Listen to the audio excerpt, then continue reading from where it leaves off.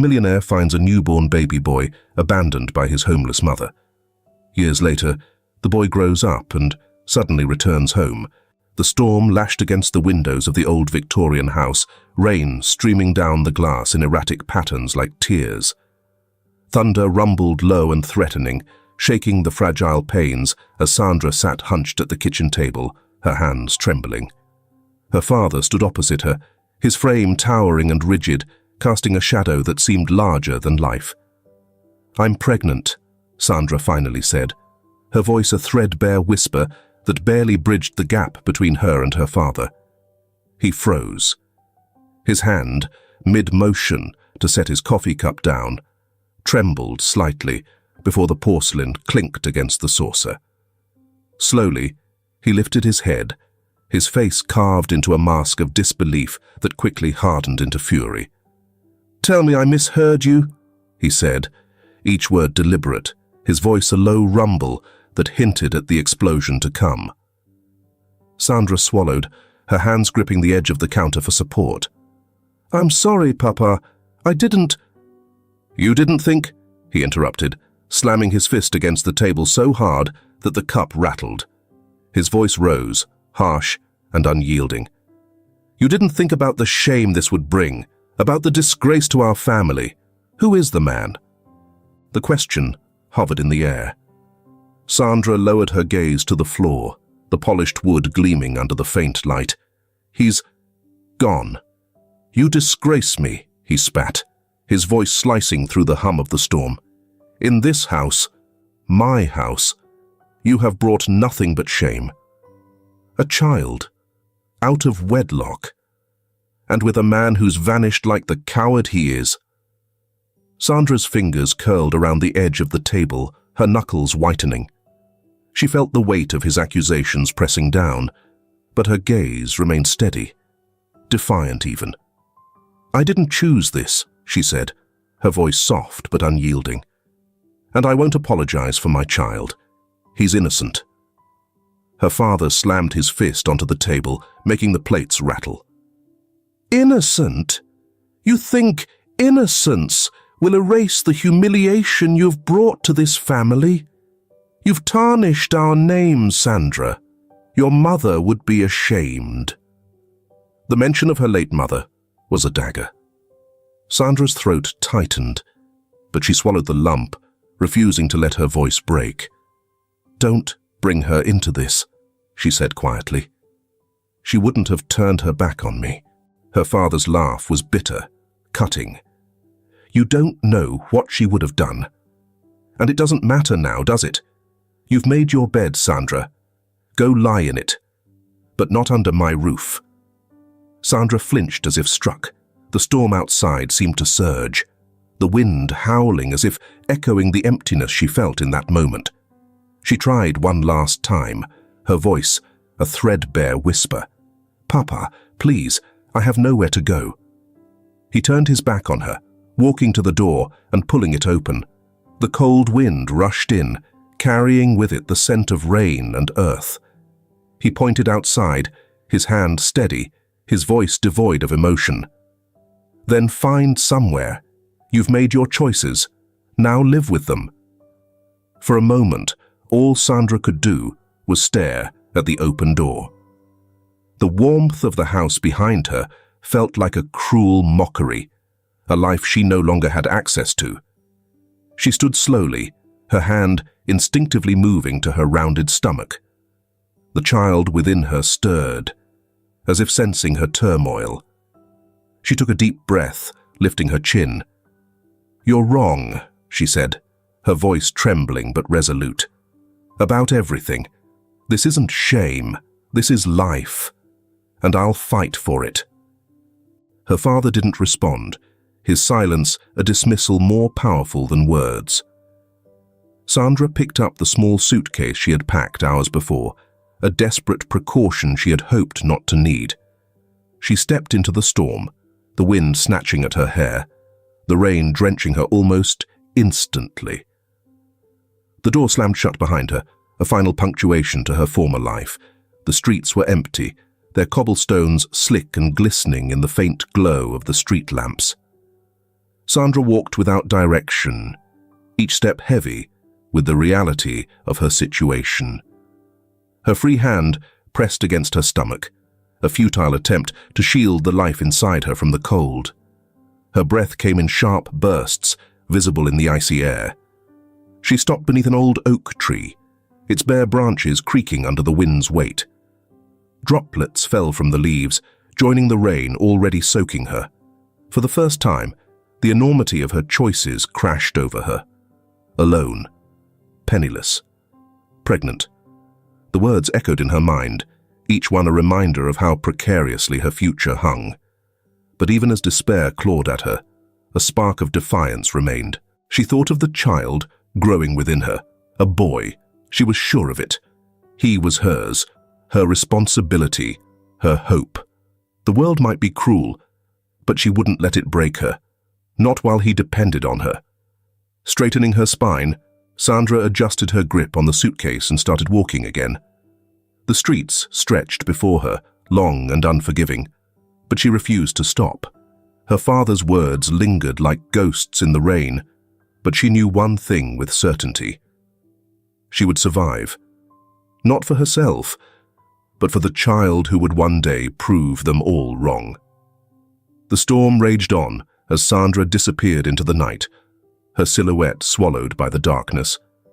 The shelter smelled of damp concrete and faint antiseptic. The flickering fluorescent light overhead cast long, trembling shadows on the walls. Sandra lay on a creaky cot in the far corner, clutching her swollen stomach. Every breath she took felt labored, the air thick, with the cold bite of winter seeping through the cracked windows. Outside, the howl of the wind mixed with the distant hum of passing cars. But inside the shelter, the world seemed eerily still, punctuated only by occasional groans or murmurs from other occupants. Her fingers dug into the thin blanket covering her as another contraction tore through her body. "Deep breaths, sweetheart," came a soft but firm voice. The nurse, a middle-aged woman with kind eyes framed by deep-set wrinkles, knelt beside her, dabbing Sandra's forehead with a damp cloth. Her name tag read Marcy, though the letters were faded and barely legible. "It hurts," Sandra whispered, her voice trembling, each word an effort. I know," Marcy soothed, her hands steady despite the exhaustion evident in her posture. "You're doing great. Just a little longer, okay?" Sandra bit down on her lip, tears streaming silently down her face as another wave of pain overtook her. Her thoughts swirled chaotically, fragments of regret and hope tangling together. She hadn't imagined it would come to this, giving birth alone in a shelter, surrounded by strangers, with no one to hold her hand or tell her it would be all right. "Push now," Marcy instructed, her tone firm yet gentle. "You've got this." With a guttural cry, Sandra bore down, every muscle in her body straining. The world narrowed to the sound of her own heartbeat pounding in her ears and the relentless urgency of bringing her child into the world. And then, suddenly, it was over. A sharp, piercing wail broke through the stillness. "It's a boy," Marcy announced, her voice warm with quiet triumph. She wrapped the tiny infant in a thin, frayed blanket and placed him gently into Sandra's trembling arms. "He's beautiful."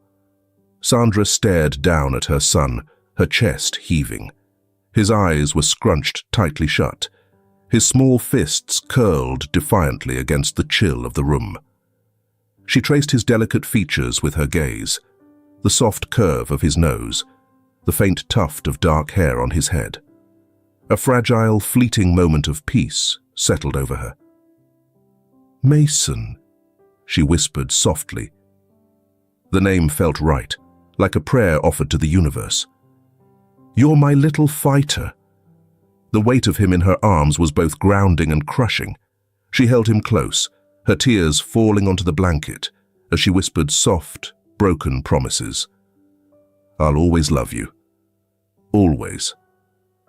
Marcy rose to her feet, giving Sandra a moment of privacy. She busied herself in the corner, tidying up with efficient movements, though she cast occasional glances toward the young mother and her child. Sandra's whispered words to Mason were too quiet to hear, but the nurse didn't need to. She had seen that mix of love and despair before. As the hours passed and the shelter grew quieter, Sandra overheard snippets of conversation from a nearby group of women. "Rodriguez, the businessman. You know, the one who owns that big estate downtown. I've heard he helps people sometimes, donates to charities, funds, shelters. They say he has a soft spot for children." Sandra's ears perked up, her body tensing. She glanced at Mason, who had drifted into a restless sleep, his small face pressed against her chest. The words sowed a seed of possibility in her mind, but as it grew, it filled her with dread. The hours stretched into the dead of night. Most of the shelter's occupants were asleep, their breathing heavy in the cold, dim space. Sandra sat upright, Mason still cradled in her arms. Her thoughts churned, each one more agonizing than the last. She couldn't give him the life he deserved. Not here. Not like this. But the idea of leaving him, of walking away, felt like tearing out her own heart. That night, after the shelter had gone quiet, Sandra sat at a rickety table with a piece of paper and a pen borrowed from the nurse. Her hand trembled as she wrote the words, "His name is Mason. Please give him a life I cannot." She folded the note carefully and placed it in the basket alongside him. Despite her deliberate movements, every part of her yearned to stop, to hold him tighter and never let go. She wrapped him in the warmest blanket she could find, pressing a final kiss to his forehead. The streets were deserted as she walked through the city, the basket cradled in her arms. The cold seeped into her bones, but she barely felt it. Her mind was a storm of memories and regrets. Each step felt heavier than the last, her heart breaking a little more with every block she passed. Finally, she reached the grand gates of the Rodriguez estate. The house loomed in the distance, its windows glowing faintly with light. Sandra hesitated, the weight of the moment pressing down on her. She knelt, placing the basket gently on the doorstep. "I'm sorry," she whispered, her voice cracking. "I'm so sorry." Tears streamed down her face as she turned and walked away, her footsteps muffled by the fresh blanket of snow. She didn't look back, even when her chest ached to hear Mason's soft cries one last time. The wind howled around her, but Sandra barely noticed. Her arms felt empty, her soul hollow. She pressed a hand to her stomach, as if to hold the memory of him there a little longer. Far behind her, a light flickered on inside the estate. The door opened, spilling warmth into the cold night, and a man's shadow stretched across the ground. The house stood in still silence, its towering walls adorned with ornate woodwork and portraits of ancestors who seemed to watch over every corner. Warm light spilled from the crystal chandeliers onto the marble floors, reflecting the grandeur of a home meant for gatherings that never came. Harold Rodriguez leaned back in his leather armchair by the fireplace, a book open in his lap but unread. His sharp, angular features were softened by the firelight, though his dark eyes held the weight of a life filled with solitary achievements. A muffled cry pierced the quiet. He froze, the sound so out of place that it took him a moment to register. Rising from his chair, he moved toward the door, each step deliberate, his leather slippers tapping softly against the polished floor. He opened the heavy wooden door, letting in the biting cold of the winter night. At his feet lay a small basket, a blanket peeking over the edge, and beneath it, the unmistakable sound of a baby's whimpering.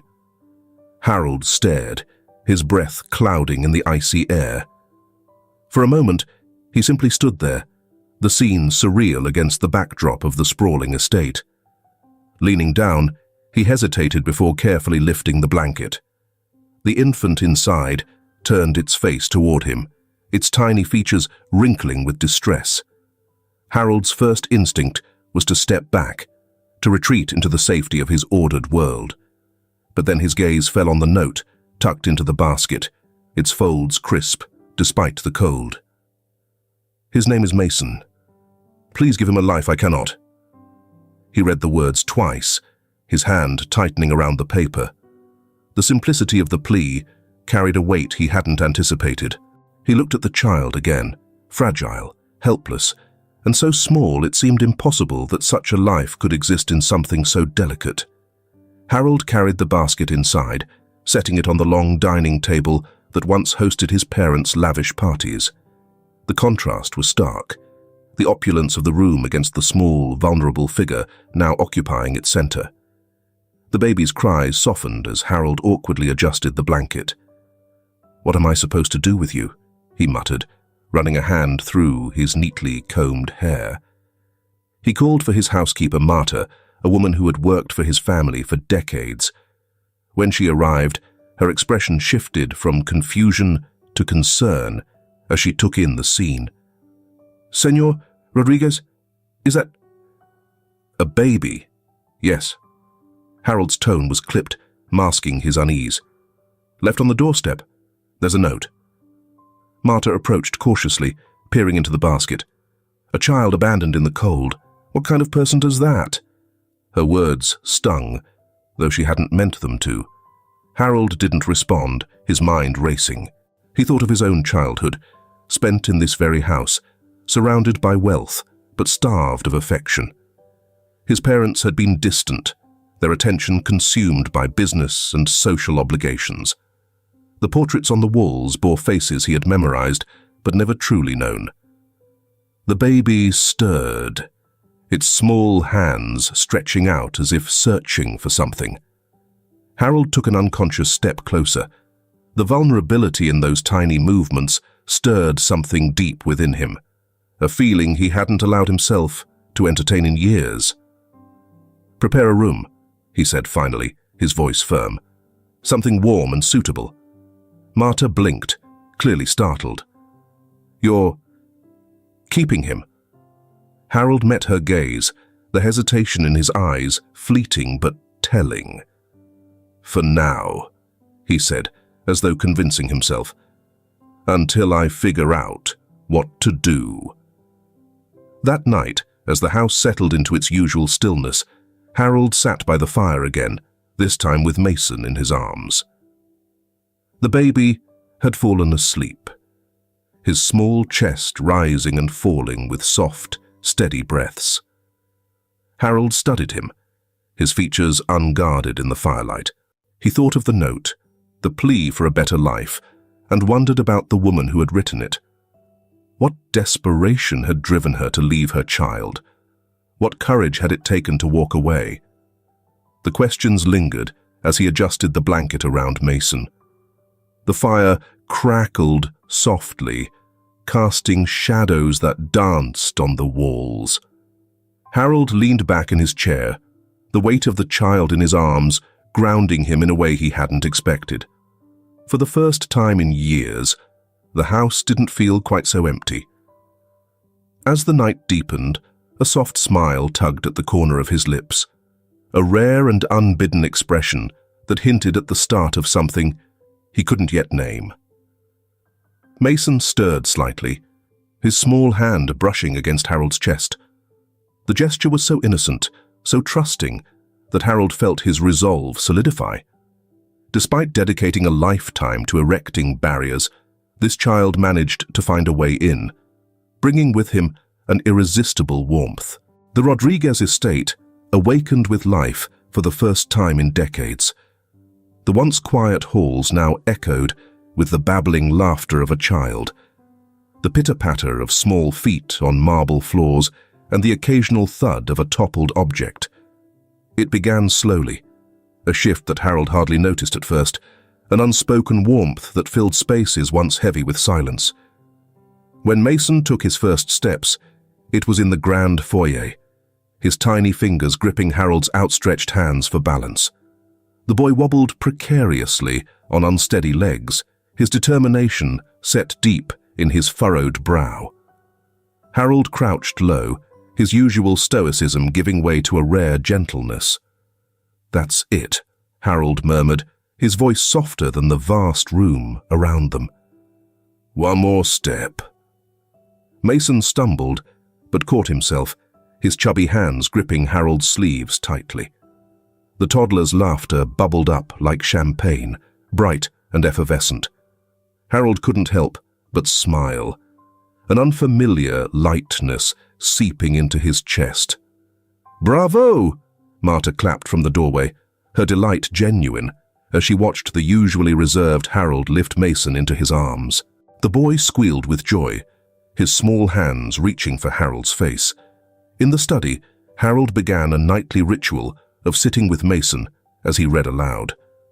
Initially, the baby would fuss, uninterested in the steady cadence of Harold's deep voice. But over time, Mason grew quiet, his head resting against his father's chest as the words washed over him. Harold often chose tales of courage and justice, stories of knights and explorers, of doing what was right, even when it was difficult. One evening, as Harold closed the leather-bound book and set it aside, Mason's small voice broke the silence. "Papa," he said, his toddler lisp turning the word into a melody. Harold froze. It was the first time Mason had called him that, the title heavy, with a meaning Harold hadn't dared to assume. He looked down at the boy, his dark eyes wide with trust, and felt a pang so deep it unsettled him. He placed a hand gently on Mason's head. "Yes, Mason," he said quietly, the words barely audible over the crackle of the fireplace. "I'm here." As the seasons turned, Mason's curiosity grew boundless. The estate became his playground, a vast world waiting to be explored. He discovered the creaking hinges of the garden gates, the hidden alcoves beneath the staircases, and the sunlight that danced through stained glass windows in the morning. Harold often found him in the garden, his small hands covered in dirt as he examined a worm or chased a butterfly. "Papa, look!" Mason exclaimed one day, holding up a muddy worm with pride. Harold arched an eyebrow, his tailored suit stark against the wildness of the garden. He crouched to Mason's level, a faint smile tugging at his lips. "And what do you plan to do with it?" Mason tilted his head, considering. "Put it back so it can go home." Harold chuckled, ruffling Mason's hair. "A noble decision, my boy." As Mason grew older, Harold began imparting lessons in responsibility and ethics, often disguised as simple observations. One rainy afternoon, they stood on the balcony, watching the gardener struggle with a wheelbarrow through the mud below. "Why doesn't he ask for help?" Mason asked, his voice tinged with concern. Harold rested a hand on his shoulder. "Because he believes it is his duty. Sometimes people carry burdens because they think they must. The question is, when you see it, do you help without being asked?" Mason looked up at his father, absorbing the lesson with wide eyes. It was in these moments, small and unassuming, that Harold saw the seeds of something greater taking root in the boy. Mason's admiration for Harold's sense of justice grew, shaping his view of the world and his place within it. The estate transformed from a relic of the past into a vibrant, living space. The once dusty sitting rooms became filled with toys and laughter. Harold's routine, previously defined by meetings and solitude, now revolved around bedtime stories, scraped knees, and the endless why questions of an inquisitive child. One evening, as Mason drifted off to sleep, Harold lingered by his bedside. The boy's small hand clutched a stuffed bear, his breathing slow and even. Harold watched him for a long moment, a quiet sense of fulfillment settling over him. He adjusted the blanket around Mason and whispered, "You've given this house a life it never had, Mason. And maybe you've done the same for me." The moonlight spilled through the tall windows, casting a soft glow over the room. Harold stood there a moment longer, the weight of his responsibilities now intertwined with an undeniable joy. In Mason, he saw not just the promise of the boy's future, but the reflection of his own transformation, a man no longer defined by loneliness, but by the love he had chosen to give. The streets of the city stretched endlessly before Mason, alive with the hum of possibility. Skyscrapers loomed overhead, their glass facades reflecting a world Mason was only beginning to understand. The smell of rain on asphalt mixed with the sharp tang of hot food wafting from street vendors. For years, Mason had known these streets only through the tinted windows of Harold's car. Now they felt both foreign and familiar. A new terrain he was eager to navigate on his own terms. Harold stood beside him on the steps of the police academy, his expression as measured as ever.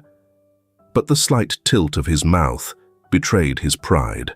He adjusted the collar of Mason's shirt, the gesture instinctive, like a craftsman fine-tuning his greatest work. "This is your path now," Harold said, his voice steady. "Walk it with integrity." "I will, Papa." Mason's reply was firm, but his hands tightened briefly at his sides. His eyes lingered on his father's face, searching for something: approval, reassurance, or perhaps the courage to take the first step. Inside the academy, the atmosphere was electric. Recruits hustled between classrooms, their faces a mix of determination and exhaustion. The scent of fresh paint and old sweat filled the air. Mason quickly learned that the academy was as much a test of will as it was of skill. Days began before dawn and ended long after the sun had set, the hours filled with drills, lectures, and grueling physical training. The instructors were relentless. "Policing isn't a job," one barked during a particularly brutal fitness test. "It's a duty. If you're here for glory, you're in the wrong place." Mason wasn't. He wasn't there for glory or recognition. He was there because of a lifetime of lessons Harold had unknowingly instilled in him. The quiet courage to stand firm in the face of injustice. The belief that duty extended beyond personal gain. In the evenings, while others collapsed into their bunks, Mason stayed up, reviewing the day's notes or running extra laps in the dimly lit yard. His unwavering determination was evident. "Rodriguez," an older recruit said one night, panting as he tried to keep up with Mason's pace, "You ever slow down?" Mason grinned, his breath visible in the cold night air. "Not until I get it right." Despite the camaraderie he found among his peers, there were moments of isolation, subtle, gnawing doubts that crept in during quiet hours. He would lie on his bunk, staring at the ceiling, an ache deep in his chest that he couldn't name. His life at the estate, though filled with love and privilege, had always been marked by a faint absence. It was like walking through a room where someone had just left. A lingering presence felt, but unseen. When Harold visited during the academy's open day, Mason couldn't hide the pride in his voice as he described his progress. They walked along the grounds, Harold's tailored suit a stark contrast to the dusty uniforms of recruits. "You've made it through the hardest part," Harold said, his voice calm but edged with warmth. "Not yet," Mason replied, his tone thoughtful. "The hardest part is knowing if I'll live up to it." "Live up to what?" Harold paused, looking at his son with quiet intensity. Mason hesitated. "To what you've taught me. To what you stand for." Harold placed a hand on Mason's shoulder. "You've already proven yourself, Mason. Not to me, to yourself. Remember that." The words stayed with Mason, fueling him during the most challenging days. He graduated near the top of his class, earning commendations for his dedication and sharp instincts. On the day of the ceremony, Harold stood among the proud parents, his reserved smile broader than anyone had seen in years. As an officer, Mason quickly made a name for himself. He patrolled the same streets he had once gazed at from the safety of the Rodriguez estate, now seeing them in raw detail. He encountered people at their best and their worst, acts of kindness that restored faith in humanity, and moments of cruelty that tested his resolve. One evening, after breaking up a street fight that left his uniform stained and his knuckles bruised, Mason leaned against his squad car, gazing at the city lights. He felt the familiar ache again, the longing for something undefined. It wasn't dissatisfaction. He loved his work, believed in its purpose. It was something deeper, a sense that pieces of his story were missing. When he returned to the estate that night, Harold was waiting in the study. The older man looked up from his papers, his expression softening as he took in Mason's weary posture. "Tough night?" Harold asked, gesturing for Mason to sit. Mason sank into the chair opposite his father, running a hand through his hair.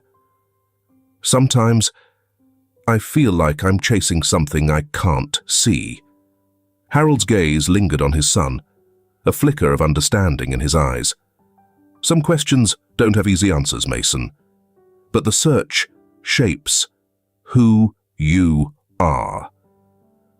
As the fire crackled between them, Mason realized Harold had always been his anchor, but now he felt the pull of something beyond even his father's wisdom, a desire to uncover the truth about where he had come from. The air in the decrepit building was heavy with despair, a mix of dampness, stale cigarette smoke, and the faint metallic tang of fear. Sandra moved silently through the dim corridors, her worn shoes scuffing against the cracked linoleum floors. The fluorescent lights flickered overhead, casting pale, stuttering shadows on the walls. In one hand, she carried a tray of soup bowls, the steam rising faintly in the cold air. The room she entered was small and crowded, its walls a peeling mosaic of grime and faded paint. Young women huddled together on worn mattresses, their eyes dull with exhaustion or wide with terror. Sandra's gaze swept over them, her heart tightening as it always did. She set the tray down on a makeshift table, her movements practiced and deliberate. "Eat while it's warm," she said, her voice quiet but firm. The women stirred reluctantly, their hands reaching for the bowls like ghosts, afraid of solid things. Sandra lingered, watching to ensure they ate. It was one of the few acts of care she could offer in this place. "Miss Sandra," a girl no older than 16 whispered, her voice barely audible. Will they let us go?" Sandra crouched beside her, her fingers brushing the girl's arm in a fleeting gesture of comfort. "I don't know," she admitted, her throat tightening around the truth. "But while you're here, I'll do what I can." The girl nodded, her lip quivering as she bent over her bowl. Sandra straightened, the weight of her own words pressing heavily on her chest. She hated this place, hated the men who ran it, hated the system that let it exist, but more than anything, she hated herself for the choices that had led her here. Late at night, when the building fell into uneasy silence, Sandra would sit by the narrow window of her shared room, staring out at the flickering neon signs in the distance. Her hands, calloused and trembling, would cradle the edges of a faded photograph she had carried for years. It wasn't much, just a blurry snapshot of a baby wrapped in a patched blanket, but it was all she had left of Mason. It's been 30 years. She often closed her eyes and imagined him. Would he have her dark hair, Harold's sharp eyes? Her fingers traced the image as though willing it to bring her closer to the boy she had left on a stranger's doorstep. The ache of that decision never dulled, even after all these years. It gnawed at her, a constant reminder of the life she'd chosen for him, and the life she had lost because of it. "Mason," she whispered, the name a prayer, a wound, a lifeline. She had no way of knowing if he was safe, if Harold had kept his promise to give him a better life. But in her heart, she held on to the hope that her sacrifice had been worth it. Her work in the trafficking ring wasn't by choice. She had been pulled into its shadowy world years ago, a desperate woman lured by promises of safety and a chance to rebuild. Instead, she had become ensnared, a caretaker for the broken and battered, caught between her own survival and the moral cost of her compliance. Each day, she navigated a precarious situation, restraining herself through subtle, nearly imperceptible actions, such as adding an additional blanket or whispering words of comfort. One night, as she helped a young woman clean a wound, Sandra heard the distant sound of heavy boots echoing in the halls. Her stomach tightened. It was the kind of sound that preceded bad things, interrogations, punishments, or worse. She hurried to finish, her movements quick but careful. "Stay quiet," she whispered to the girl before stepping into the corridor. She kept her head down as she moved toward the staff quarters, her mind racing. The men who ran this place were ruthless, their tempers unpredictable. Sandra had learned long ago that defiance came with a price. As she arrived at her room, an unexpected memory came to her mind. A day long ago, Mason had wrapped his tiny hand around her finger, his grip surprisingly strong. The warmth of that touch stayed with her, even now, anchoring her against the waves of guilt and despair. In her cot that night, Sandra lay awake, her thoughts a tangled web of past and present. The faces of the women she cared for blurred with Mason's, each one a reminder of the lives she couldn't save. And yet, amidst the darkness, a single thread of hope remained. One day, she told herself, she would find a way to make amends. For Mason, for these women, for herself. For now, all she could do was endure. The fluorescent lights of the precinct buzzed faintly, their cold glow reflecting off the scattered files and empty coffee cups that littered the desks. Mason stood at attention in the center of the briefing room, his dark blue uniform crisp, his badge polished to a muted shine. Around him, officers murmured congratulations, their voices blending with the hum of phones and the faint clatter of keyboards. "Officer Rodriguez," Captain Delgado said, his voice cutting through the noise. He was a broad-shouldered man with a no-nonsense demeanor, his gaze sharp as he stepped forward. In his hand, he held a certificate, the golden seal catching the light. Mason stepped closer, his expression stoic, but his chest swelling with quiet pride. "This commendation," Delgado began, holding the paper aloft, "is for your unwavering dedication and exceptional performance in last month's operation. Your quick thinking saved lives and brought justice to those who sought to escape it." The room broke into applause, and Mason nodded in acknowledgement, though he couldn't suppress a faint smile. Recognition was rare in their line of work, and he wasn't one to seek it. But this felt earned. The applause died as Delgado gestured for quiet. "Now," he said, his tone shifting to one of gravity, "we've got a new assignment, and it's not an easy one." Delgado motioned for Mason to approach the desk, where a thick folder lay open. Photographs and reports spilled across its surface, faces of terrified women, blurry shots of grimy warehouses, and surveillance notes scrawled in haste. "A trafficking ring," Delgado explained, his jaw tightening. "They've been operating in the city for years, but they're getting bolder. We have intel on their next move, and we need someone to go in and dismantle the entire operation." Mason's brow furrowed as he studied the documents. "This isn't just another bust, Rodriguez," Delgado continued, his voice low. "We're talking about lives, dozens, maybe more. You'll be going undercover, and you'll need to play the part convincingly. Whatever it takes, I want that ring shut down. Do you understand?" "Yes, sir," Mason replied firmly, his voice steady. Delgado's gaze softened briefly. "I trust you to handle this, Rodriguez. Bring them down, and bring those women home." Mason nodded again, determination etched into his features. As he left the room, the weight of the assignment pressed down on him, but so did a fiery resolve. This was more than a mission. It was justice. The air in the warehouse district was thick with smog and suspicion.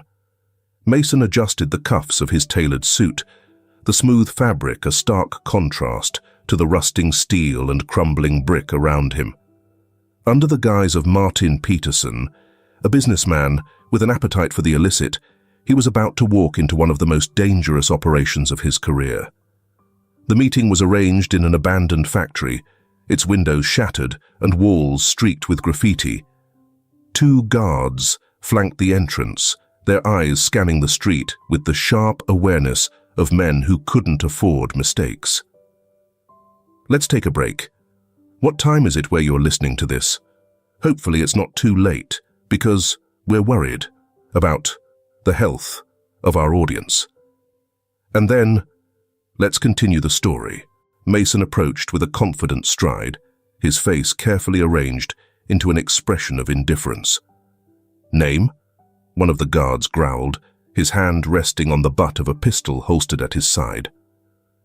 "Martin Peterson," Mason replied, his voice cool and measured.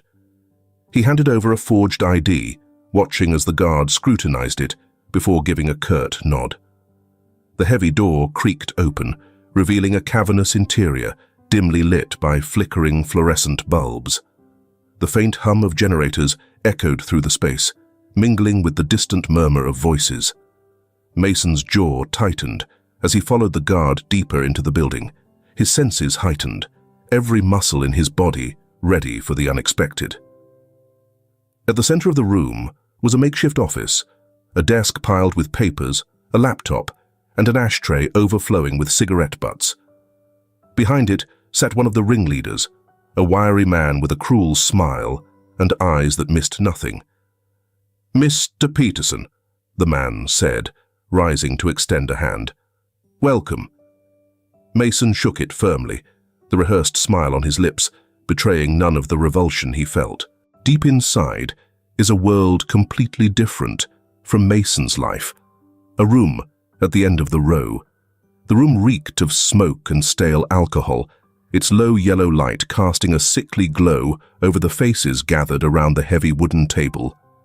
Men spoke in low, guttural tones, their laughter sharp and mean as they exchanged deals, secrets, and threats. Mason sat among them, his posture relaxed, but his senses razor-sharp. A burly man with a scar slicing across his cheek leaned in, slamming a shot glass onto the table. "So, Peterson," he growled, his breath acrid with whiskey, "you're looking to expand your collection, eh?" Mason fought the urge to recoil. His fingers tapped lazily on the table, a calculated display of nonchalance. "I need someone obedient," he said, his voice low and clipped. "Someone who won't ask questions." The scarred man smirked, leaning back. "You've come to the right place." Inside, Mason's stomach churned.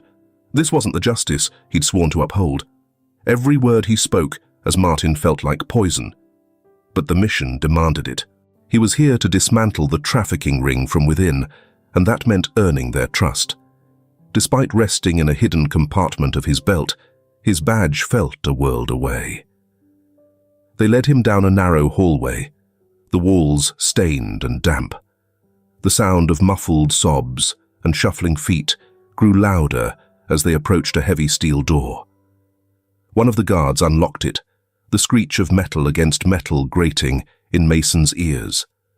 The room beyond was bleak and suffocating, the air thick with despair. Women sat, huddled in corners, their faces pale and drawn.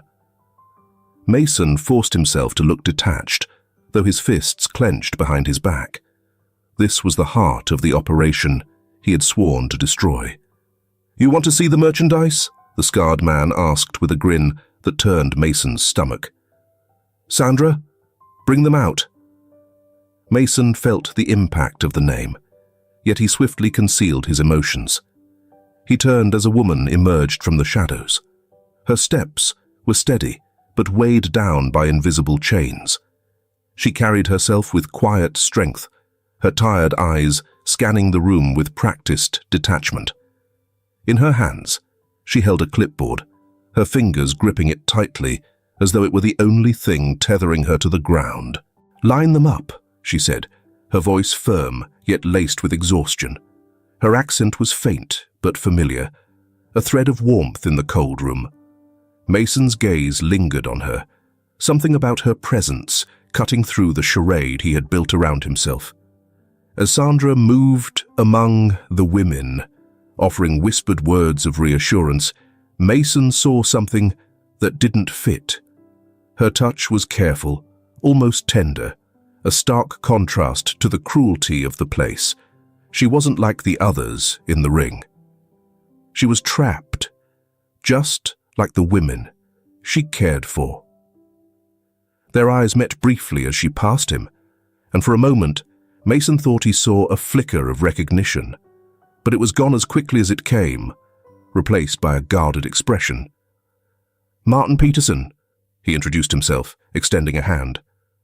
Sandra hesitated before taking it, her grip firm but wary. "Sandra," she replied, her voice betraying none of the turmoil he sensed beneath the surface. "Efficient," the scarred man said, with a chuckle. "She keeps things running smoothly around here." Mason forced a smirk, filing away every detail. The women's gaunt faces, the guards' patterns, Sandra's movements. Every piece of information would build the case that would bring this place down. Later, as Mason stood alone in the corridor, he momentarily let his facade slip away. His hands trembled slightly, the weight of what he had witnessed pressing down on him. He thought of Harold's voice, steady and unwavering. "When you see someone carrying a burden too heavy, do you help without being asked?" He glanced back toward the room where Sandra had returned to her charges. There was something in her that didn't belong here, something he couldn't yet define. But it stirred something deep within him, a sense that their paths were entwined in ways he couldn't yet understand. Mason adjusted his coat, pulling the mask of Martin Peterson back into place. The mission was far from complete, and the stakes were at an unprecedented level. He wasn't here just to infiltrate. He was here to end this. He was determined to uncover Sandra's true identity and understand why she felt like a crucial element in the puzzle he hadn't even realized he was attempting to solve. The corridors of the hideout were cold and damp, the faint sound of muffled cries echoing through the steel walls.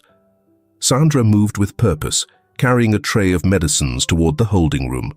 Her movements were deliberate, masking the turmoil brewing inside her. The new arrival, Martin Peterson, lingered in her thoughts. His demeanor was calculated, his words sharp, but oddly restrained. Something about him gnawed at the edges of her memory, a familiarity she couldn't place.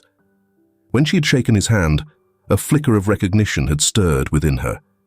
His dark eyes, the sharp line of his jaw. There was something achingly familiar, like a face half remembered from a dream. But the rational part of her dismissed it. She couldn't afford to let her mind wander into the dangerous territory of hope. As she entered the room, the women inside quieted, their eyes wary.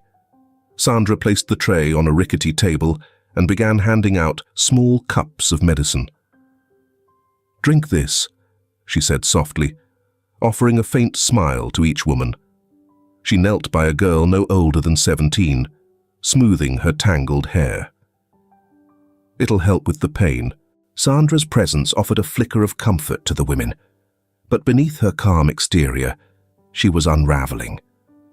For years, she had buried her longing for Mason deep within her heart, telling herself it was a kindness to let him go. However, something about the man identifying himself as Martin had rekindled her longing for Mason, bringing it to the forefront with a depth she hadn't experienced in years. Mason stood in a dimly lit corner of the warehouse, observing Sandra from a distance. Her interactions with the women were tender, her body language protective. She was nothing like the others involved in the ring. It puzzled him. Why was she here? "Keep an eye on her," the scarred man had said earlier, his voice laced with suspicion. "Sandra's loyal enough, but she's too soft. Please inform me if she crosses any boundaries." Mason had nodded, masking his disdain. The more he watched Sandra, the more he realized she wasn't just a pawn in this operation. She was fighting her own silent war, offering slivers of humanity in a place designed to crush it. As she moved to leave the room, Sandra paused, her gaze flickering toward him. Mason straightened, his mask of indifference slipping momentarily. Their eyes locked, and for a brief moment, the world seemed to still. Sandra's heart clenched. There was something about the way he held himself, the way he observed her with a mix of detachment and curiosity, that felt strikingly familiar. Shaking the thought, Sandra forced herself to look away. She couldn't afford to dwell on impossibilities. Later that night, while the hideout settled into uneasy silence, Sandra found herself near the storage area, organizing supplies. She froze when she heard footsteps approaching. Her pulse quickened as Martin stepped into view, his tall frame backlit by the faint glow of the hallway. He carried a notebook and appeared deep in thought, but his eyes sharpened when they landed on her. "You're still working this late?" he asked, his voice casual but probing. "Someone has to," she replied, turning back to the shelf. Her hands trembled slightly as she rearranged a stack of bandages. "You seem different from the others," he said after a pause, his tone unreadable. "Why are you here?" Sandra's shoulders stiffened. She hesitated, weighing her response. "I do what I can to help," she said finally. "That's all." Mason studied her, his instincts telling him there was more to her story. Helping people. In a place like this. His voice carried a faint challenge. Sandra turned to face him, her gaze steady despite the tension in her chest. "Sometimes you don't get to choose where you help," she said quietly. "You just do what's right, even if it costs you." The words had a profound impact on Mason. They echoed lessons Harold had taught him, values that had shaped his own path. For a moment, he struggled to maintain his cover, the mask of Martin Peterson slipping as admiration and confusion flickered across his face. Sandra noticed his reaction, a faint tremor of unease coursing through her. There it was again, that strange familiarity, the feeling that she should know him. Her eyes fell to his hands, noting the way his fingers tapped against his notebook, in a rhythm that mirrored habits she had long ago seen in Mason as a child. "Where did you come from, Martin?" she asked abruptly, her voice soft but probing. Mason's jaw tightened. "Everywhere. Nowhere." He shrugged, deflecting. "It doesn't matter." Sandra nodded, her expression carefully neutral, but the seed of suspicion had been planted. Over the next few days, Sandra began watching him closely. She noticed the way he moved, the way he avoided unnecessary cruelty, the way his voice softened slightly when he spoke to the women. It was in these details that her instincts sharpened, tugging at the edges of an impossible truth. Could it be? One evening, when the guards were distracted, Sandra slipped a small slip of paper into a crevice near where Mason stood. The note read, "They move women out at midnight tomorrow, East Dock. Be careful." She knew the risk she was taking.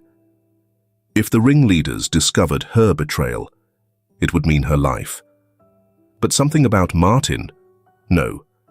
Mason, she realized with growing certainty, compelled her to act. For the first time in years, Sandra allowed herself to hope. Perhaps she could still protect her son. Perhaps, in some way, she could atone for the choice that had haunted her every day since she'd left him on Harold Rodriguez's doorstep. Mason sat alone in his motel room, the flickering light of a desk lamp casting shadows across his tired face. In his hand was the slip of paper Sandra had left for him earlier. He read it again, his jaw tightening. Sandra's actions didn't make sense. Why would someone so entrenched in the ring risk everything to help him? Was she genuinely trying to aid the victims, or was this part of an elaborate trap? The question gnawed at him, causing his stomach to twist. If Sandra had discovered his true identity, her warning might be a ploy to expose him. Yet something about the way she had slipped the note to him, her cautious movements and darting eyes, suggested fear rather than deceit. Mason leaned back in his chair, rubbing his temples. He couldn't afford to ignore the tip, but neither could he trust her completely. His training had taught him to expect betrayal in situations like this, but something about Sandra stirred a reluctant hope. The clock ticked steadily in the silence. Mason folded the note and slipped it into his pocket, his resolve hardening. Whatever her motives, he'd find out the truth, one way or another. Tension permeated the air, akin to the weight of a looming storm. The exchange was already underway in the dimly lit warehouse, a room packed with leering buyers and women trembling with fear. Guards stood at the edges, their guns slung lazily over their shoulders, but their eyes were sharp, scanning every corner for threats. Mason, still in his guise as Martin Peterson, stood at the periphery of the room, his expression calculatedly indifferent. Inside, his blood burned with the urgency of what was to come. The raid had been meticulously planned, timed down to the second, but being here, surrounded by the victims, was testing the limits of his composure. Across the room, Sandra lingered near the women, her presence a quiet pillar of solace. She caught his eye briefly, her expression unreadable, but something about her gaze gave him pause. The note she had slipped him the previous night had been the crucial piece of information. Her betrayal of the ring was as courageous as it was dangerous, and Mason couldn't help but feel a strange sense of pride in her defiance. The sound of a door creaking open at the far end of the warehouse pulled everyone's attention. The leader of the ring stepped forward, flanked by two guards. His voice boomed through the space, thick with false camaraderie. "Gentlemen, welcome. Let's get down to business." The women were lined up, their eyes downcast, as the buyers moved closer. Mason's fists clenched behind his back. Any moment now, he thought, glancing toward the discreet device in his pocket. The signal was ready. "Let's begin," the leader announced, his grin a grotesque mask. But before the next word could be spoken, the room exploded with chaos. The door Mason had entered through earlier burst open, flooding the space with beams of light and shouts of authority. "Police! Hands up!" The guards scrambled for their weapons, but the team moved with precision. Shots rang out, but they were controlled, calculated. Mason tore off his disguise and joined the fray, his badge gleaming in the dim light. "Down on the ground," he barked, his voice cutting through the cacophony. The buyers panicked, raising their hands or bolting toward the exits, only to be intercepted by officers. The guards were quickly subdued, their attempts to fight back futile against the coordinated strike. Women huddled together, clutching one another as officers ushered them towards safety. Amidst the chaos, Mason's eyes sought Sandra. She stood frozen near the far wall, her face pale but her posture unyielding. A guard lunged toward her, his desperation evident, but Mason was faster. His fist connected with the man's jaw, sending him sprawling to the floor. "Are you hurt?" Mason asked, his voice urgent as he turned to Sandra. She shook her head, her lips trembling. "I'm fine," she whispered, her eyes locked on his face. For a moment, their eyes met. Mason hesitated, his mind catching on something unspoken, but there was no time to process it. "It's over," he said, his voice softening as he lowered his weapon. "You're safe now." Sandra nodded, relief flooding her features. She began guiding the women out, her movements steady despite the chaos. Mason stayed close, his instincts telling him to watch her, though he couldn't explain why. Hours later, the scene had quieted. The traffickers were in custody, the women transported to safety, and the hideout emptied. Mason sat in an interrogation room, flipping through his notes. The door opened, and an officer led Sandra in, her hands cuffed loosely in front of her. Mason's expression hardened as he stood. "Sit," he said, his tone neutral. Sandra obeyed, her movements slow and deliberate. She studied him carefully, her heart pounding as her suspicions grew. There was something in the way he carried himself, the intensity in his gaze, the subtle rhythm of his fingers tapping against the table. "What's your name?" Mason asked, his pen poised over his notebook. "Sandra," she said, her voice steady, despite the storm raging inside her. "And your role here?" "I took care of the women," she replied, "made sure they weren't hurt more than they already were." Mason's jaw tightened. "That's not much of an excuse." "I didn't say it was," Sandra shot back, her voice sharper now. "I did what I could with what little I had." He leaned back, his eyes narrowing as he studied her. Something about her was tugging at the edges of his memory, like a faint melody he couldn't quite place. "Why were you here?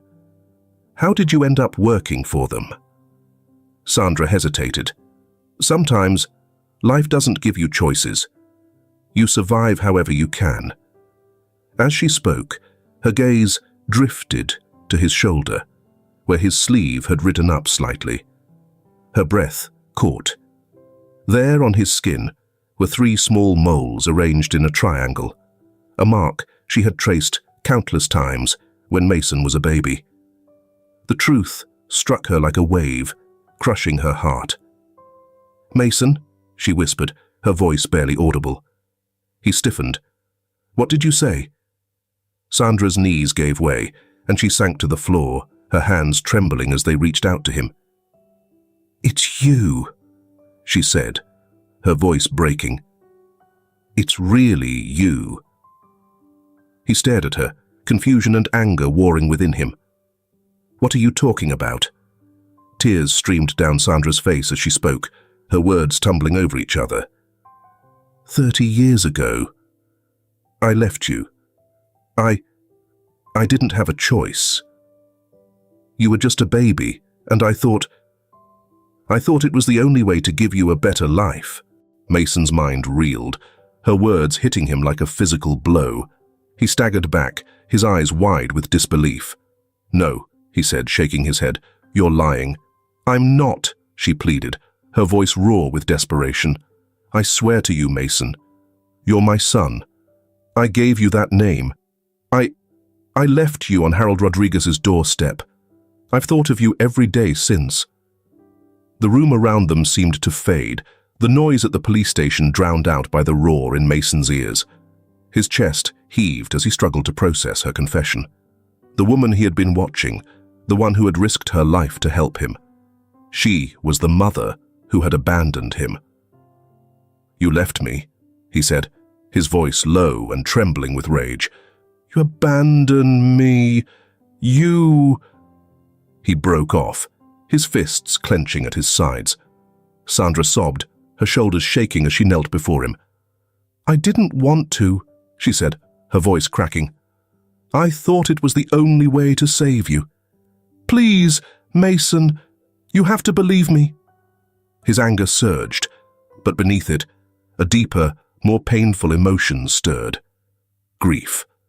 He wanted to hate her, to reject her explanation, but the sincerity in her eyes was undeniable.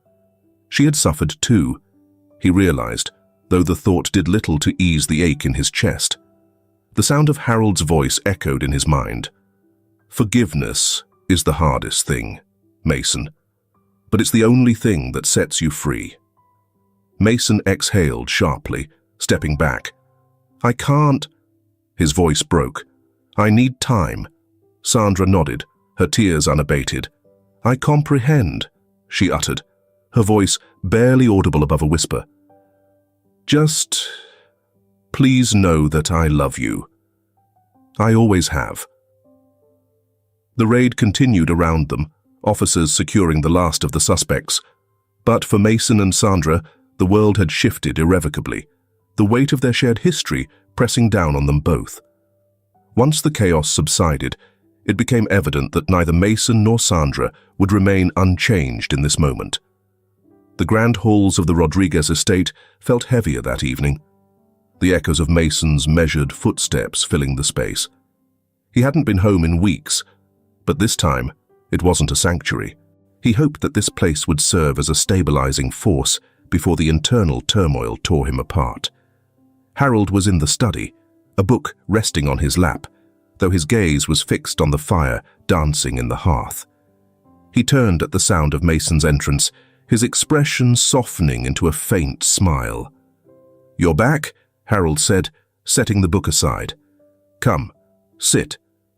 Mason hesitated, his shoulders taut, but he crossed the room and sank into the chair opposite his father. He clasped his hands tightly, staring down at the intricate patterns of the Persian rug. The silence stretched between them, the crackle of the fire, the only sound. "What happened?" Harold asked finally, his voice calm but laced with concern. Mason's jaw tightened. I found her," he said, his voice low, as if saying the words aloud would make them too real. "My mother." Harold leaned forward, his eyes narrowing. "Who?" he asked softly. Mason nodded. The name felt foreign and familiar all at once. "Sandra. She was there, at the ring. She was working for them, but not like the others. She helped me. His voice broke, and he exhaled sharply, rubbing his hands over his face. "She said she's my mother, that she left me on your doorstep 30 years ago." Harold was silent, his thoughtful gaze steady as he absorbed Mason's words. After a moment, he spoke. "How do you feel about it?" "Angry," Mason admitted, his voice shaking. "Confused. I have lived my entire life without knowing my origins, and now I have discovered that she has been alive and working with monsters. She abandoned me." Harold rose from his chair, his movements deliberate as he approached the window, staring out at the moonlit gardens. "Forgiveness is a complicated thing," he began, his voice measured. "It's not about letting go for their sake. It's for yours. Carrying anger, resentment, and pain, it weighs you down, Mason. It keeps you from moving forward." Mason looked up at him, his expression hard. "You're saying I should just forgive her? After everything?" "I'm saying you should try to understand," Harold said, turning back to face him. "When I first found you, Mason, I couldn't imagine what kind of person would leave a child behind. But as I watched you grow, I realized something. Whoever she was, she loved you. She must have. Because leaving you was a choice made out of hope, not abandonment. Hope that you would have a better life than she could give." Mason's throat tightened. "She's still left." "Yes," Harold agreed. "And she's lived with that pain every day since. Do you think it's been easy for her? To walk away from her child, to carry that guilt and grief?" Mason frowned, his thoughts racing. The image of Sandra kneeling in that interrogation room, her tears falling as she pleaded for him to understand, filled his mind. Her pain had been raw, her words trembling with sincerity. "She helped you," Harold continued, his voice gentle but firm. "Even when it put her life at risk. Doesn't that tell you something?" Mason's hands clenched and unclenched as he processed his father's words. His anger was still there, simmering beneath the surface. But now it was joined by something else. A flicker of understanding, What if I can't forgive her? Mason asked quietly, his voice barely audible. Harold returned to his chair, leaning forward to meet Mason's gaze. Then take your time. Forgiveness isn't something you force, but don't let your anger blind you to the truth. She's still your mother, Mason. And whether you choose to let her in or not, that's a bond that doesn't break. The words settled heavily in the room, sinking into the spaces Mason had tried to fill with resentment. He thought about Sandra's trembling hands, the way she had looked at him with a mixture of guilt and love. Slowly, the edges of his anger began to soften. Harold smiled faintly, sensing the shift in his son. You've always been strong, Mason. But strength isn't just about fighting battles. Sometimes, it's about knowing when to let go. Mason nodded slowly, his gaze fixed on the flames. The fire burned steadily, consuming the wood with quiet determination. In its glow, he began to see his mother's sacrifices in a new light, not as abandonment, but as an act of love, born out of desperation. I don't know if I'm ready, Mason admitted. You don't have to be, Harold said gently. Achieve it gradually. As the fire crackled between them, Mason felt the first stirrings of clarity. The path ahead was uncertain, but for the first time, he felt like he could face it. With Harold's wisdom as his guide, he would find his way forward. The sterile walls of the prison visitation room were a stark contrast to the warmth of the Rodriguez estate. Mason sat at a metal table, his hands clasped tightly in front of him.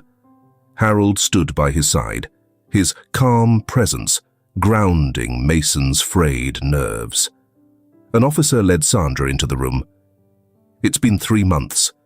She was thinner than Mason remembered, her face lined with exhaustion, but her gaze was steady as it locked onto his. She hesitated for a moment before stepping forward, her hands trembling slightly as they rested on the back of the chair opposite him. Mason, she said softly, her voice a mix of hope and apprehension. He nodded, unable to speak for a moment. Harold gave his shoulder a reassuring squeeze before retreating to stand near the door, giving them privacy. Sandra sat down, her movements careful, as though afraid of shattering the fragile moment. She whispered, "I didn't think you'd come." "I almost didn't," Mason replied honestly. His voice was steady, but his words carried the weight of his internal conflict. "I didn't know what to say, or if I even wanted to say anything."